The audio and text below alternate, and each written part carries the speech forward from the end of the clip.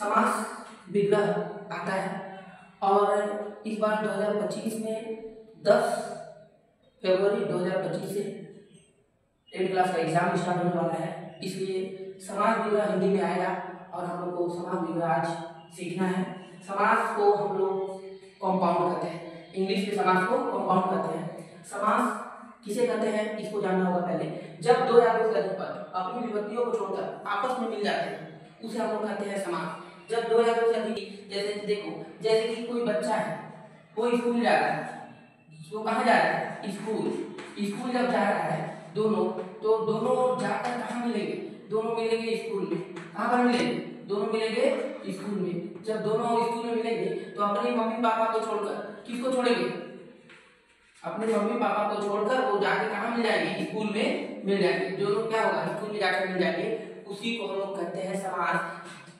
जैसे कि जब दो या दो से अधिक पद अपनी विभक्तियों को छोड़कर आपस में मिलते हैं तब इस संयोग को हम लोग समास कहते हैं। समास जैसे राजा का पुत्र, इसका विभक्ति होगा का, राजा का पुत्र राजपुत्र। सुख का सागर, का उसका विभक्ति है, इसको छोड़कर सुख सागर, दोनों को जोड़ देंगे क्या होगा? सुख सागर।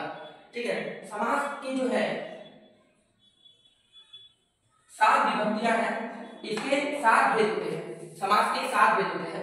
अ त क दी द ब न, इसको याद करने का ट्रिक है। अ त क दी द ब न, अ त क दी द ब न। अ से अव्ययी भाव समास, त से तत्पुरुष समास, क से कर्मधारय समास, दी से द्विगु समास, द से द्वंद्व समास, प से बहुव्रीहि समास, न से नए समास। जैसे कि अ से अव्ययी भाव समास, त से तत्पुरुष समास, क से कर्मधारय समास, दी से द्विगु समास, द से द्वंद्व समास, प से बहुव्रीहि समास, न से नए समास।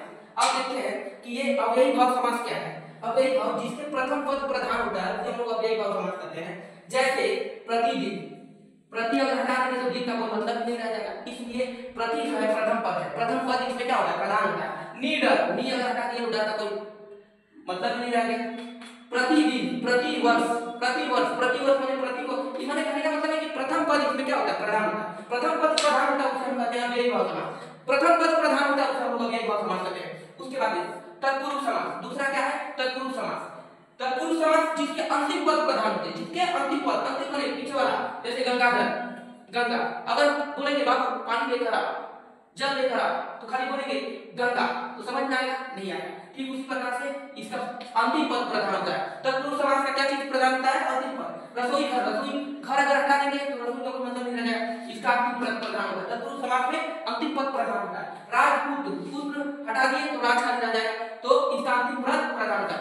अव्ययी भाव में प्रथम पद प्रधान होता है, तत्पुरुष समास में अंतिम पद प्रधान होता है। फिर आता है अ त क, क से तुम्हारा कर्मधारय समास। कर्मधारय समास उस समास को कहते हैं जिसमें विशेषण और विशेष्य, विशेषण और विशेष्य अगर मिलेंगे तो कर्मधारय समास बनेगा। विशेषण और विशेष्य, पिता प्लस अंग, पितामह, त्रिभुवन, त्रिभुवन, ये विशेषण और विशेष्य मिलेंगे तो कर्मधारय समास बनता है। देखो उसके बाद आता है द्विगु समास। द्विगु समास क्या है? ध्यान से समझते हैं। द्विगु समास अ त क दी, दी यानी द्विगु समास। प्रथम पद संख्या, दूसरा पद संज्ञा। प्रथम पद संख्या, दूसरा पद संज्ञा। प्रथम पद जो है संख्या है, प्रथम पद संख्या है और दूसरा पद संज्ञा है। संज्ञा यानी नाम। तो नौ रत्न, नौ यानी संख्या है। प्रथम पद अगर संख्या रहेगा और दूसरा पद संख्या रहेगा तो उसे द्विगु समास कहेंगे। क्या कहेंगे? द्विगु समास। उसके बाद द्वंद्व समास किसे कहते हैं? देखो दोनों सभी पद प्रधान, जैसे राधा और कृष्ण, राधा जी और कृष्ण दोनों ही प्रधान है। पिता पुत्र, पिता पुत्र दोनों प्रधान है। पति पत्नी दोनों प्रधान है। माता पिता दोनों प्रधान। जब दोनों पद प्रधान होगा तो उसको द्वंद्व समास कहेंगे। दोनों पद प्रधान होगा तो द्वंद्व समास कहेंगे। उसके बाद आते हैं बहुव्रीहि समास।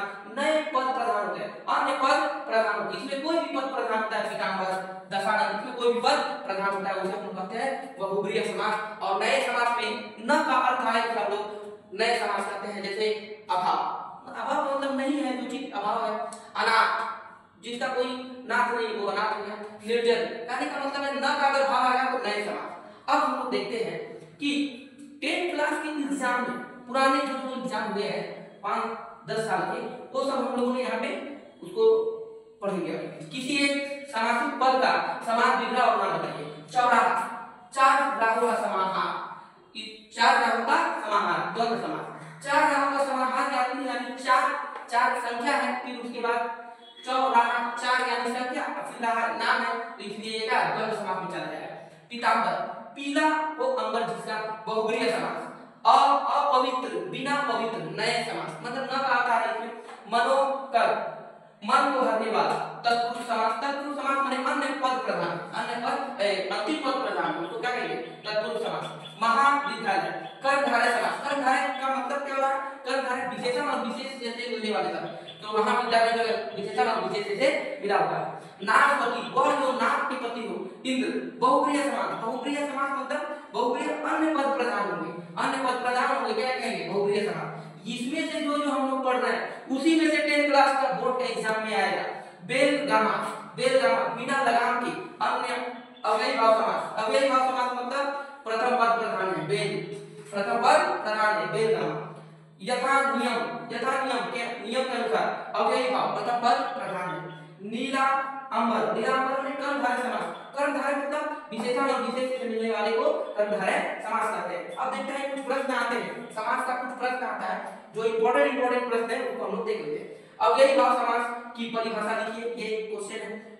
अव्ययी भाव समास की परिभाषा देना है। अव्ययी भाव समास वैसे पद जिसका प्रथम पद प्रधान होता है इसे हम लोग अव्ययी भाव समास कहते हैं। उपमेय उपमान की प्रधानता किस समास में होती है, तो कर्मधारय समास में होती है। कर्मधारय समास की क्या पहचान है, तत्पुरुष समास की परिभाषा, तत्पुरुष समास की परिभाषा बताइए, और वही बहुप्रिय समास किसे कहते हैं। इस तरीका से कई तरह का प्रश्न देगा बोर्ड के एग्जाम में, और हम लोग 10 तारीख से बोर्ड का एग्जाम स्टार्ट होने वाला है, और हम लोग को समास बढ़िया से जानना है, और जानकर उसको समझना है, और समझ के जाकर परीक्षा में लिखना है। ओके।